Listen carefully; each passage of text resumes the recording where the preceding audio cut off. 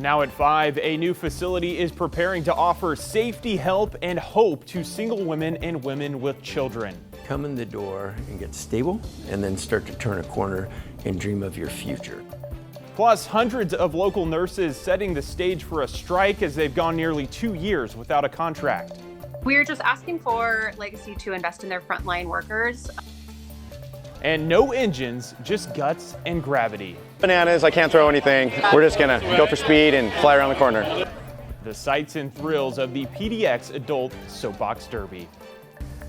Thanks so much for joining us here at 5. I'm John Adams. A new women's transitional home and recovery center, years in the making, is nearing the finish line. Volunteers on scene today preparing Union Gospel Mission's new Rock Creek facility for its upcoming grand opening.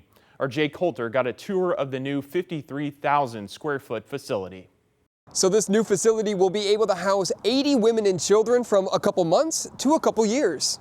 So this would be commons area here. Union Gospel Mission Executive Director Matt Stein giving us the grand tour of their newest facility, a recovery center and transitional home for women and children. A place that exists that when a lady says, I'm stuck, I need help, I'm scared, they can come in the doors here and get the help that they need. Fully funded by private donors, the $22 million, 53,000 square foot facility boasts 56 rooms for women and children in various walks of life. Rooms can hold anywhere from a single woman to a mom with 5 kids. If I'm running from something, if I'm stuck in life, you can come in the door and get stable, and then start to turn a corner and dream of your future. That's what we really want this place to be. For those in transitional housing, you can still work at your outside job. For those in recovery, there are jobs inside the facility to help ease through the recovery process. The facility also hosts an education center, a children's activity center, a commercial kitchen, a counseling center, and a chapel. Having toured it many times when it's just the frame, but now seeing all the finishing touches,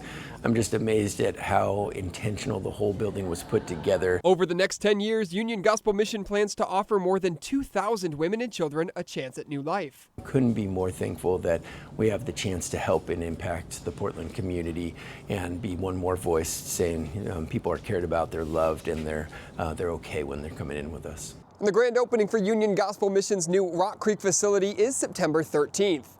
Reporting in Rock Creek, Jay Coulter, KGW News. Turning now to weather. It was a cool start to the weekend with some early morning showers, but the clouds stuck around for a good part of the day today.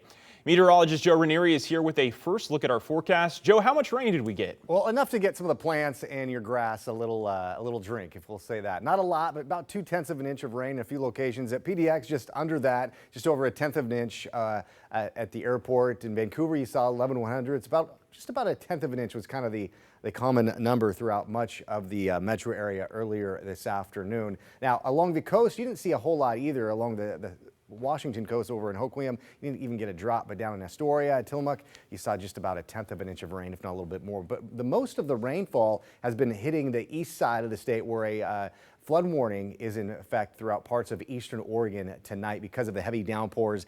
And again, the thunderstorms are going to continue here the next couple of hours. But as we look at the futurecast, we'll put this into motion. We'll see those increasing clouds the rest of tonight and into tomorrow. There's also a chance to see some light drizzle and maybe a light passing shower throughout the morning hours tomorrow. But for the most part, you're going to be looking at drier conditions by the afternoon. As we go into the early part of next week too, more of the same. Morning clouds followed by some afternoon sunshine. But all in all, the forecast is going to be remaining on the calm side as we head into the middle part of the month. Right now, we're seeing a temperature of 74 degrees with a mix of clouds and sunshine. I'll talk more about your detailed forecast and also talk about what's taking place on the East Coast with Hurricane Aaron. That's coming up in about 10 minutes from now. All right, Joe, thank you. We'll see you later in the show. Well, new at 5, hundreds of nurses at a local hospital vote to strike after nearly 2 years at the negotiating table. Nurses at Legacy Mount Hood Medical Center claim Legacy Health is refusing to, quote, make meaningful investments in recruiting and retaining frontline caregivers. They've been without a contract since joining the Oregon Nurses Association in April of 2023. Negotiations began December of that year. One nurse told us part of the delay was due to the now canceled merger between Legacy and OHSU. Since that point, Legacy hasn't made a lot of meaningful forward progress. And so we did everything we could to try to compel them to get closer to us and to make some movement. But it just has taken so long, and the nurses were ready for action. The vote to authorize a strike does not have a set date, but the union says they'll be ready to hit the picket lines if 2 mediation sessions later this month don't bear any fruit. Well, south of the Portland Metro, 2 people are in the hospital after they were trapped in a house fire. Clackamas firefighters were called to a home near Southeast Oak and Grove Boulevard and Rupert Drive around 10:40 this morning in Oak Grove. They worked to get the people out first before putting out the fire. The condition of the victims is unknown at this time.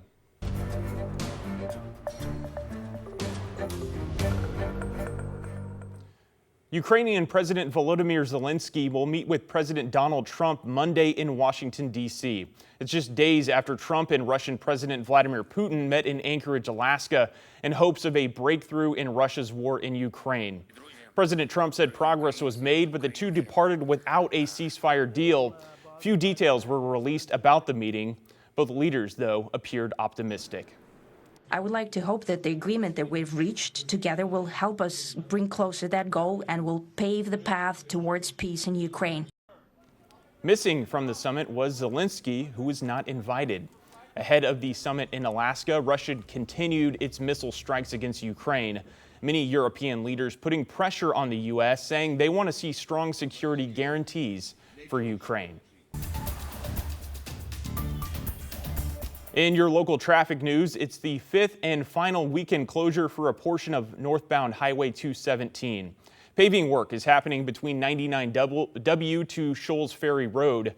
ODOT says because of last night's rain, the closure started early this morning. The goal is to reopen by 5 Monday morning. In the meantime, use I-5 through Portland, I-405, and Highway 26. Southeast Portland has a brand new grocery store. Earlier today, we visited the grand opening of 99 Ranch Market off of Southeast 106th Avenue and Washington Street. There was a line out the door even after the store opened this morning. The company says it's one of the largest Asian supermarket chains with more than 50 stores in 10 states. This is the second Oregon location after opening in Beaverton in 2017. So we're excited to be here. We've been thinking about Portland for a long time. Every time we come into a new city, we want to become a fabric of that community, and that's what we're here to do, and to help bring more people in. And there are a couple of promotions going on this weekend, including a free t-shirt if you spend at least $79. There are also limited quantities of free apples.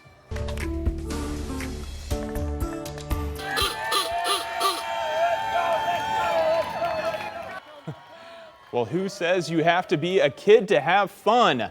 Gravity and guts, that's all you need for the PDX Adult Soapbox Derby. This year was no exception.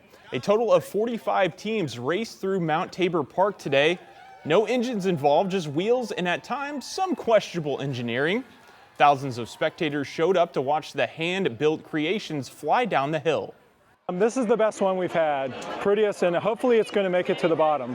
Sometimes we were kind of slow. A lot of fur, a lot of accessories, and a lot of goats and characters involved. I was pretty lazy, and so we're regurgitating the same cart this year, but you know, it's fast and we're ready to roll. We're going to try to go for 41 miles an hour. Well, these teams also competed for the best in engineering and other titles.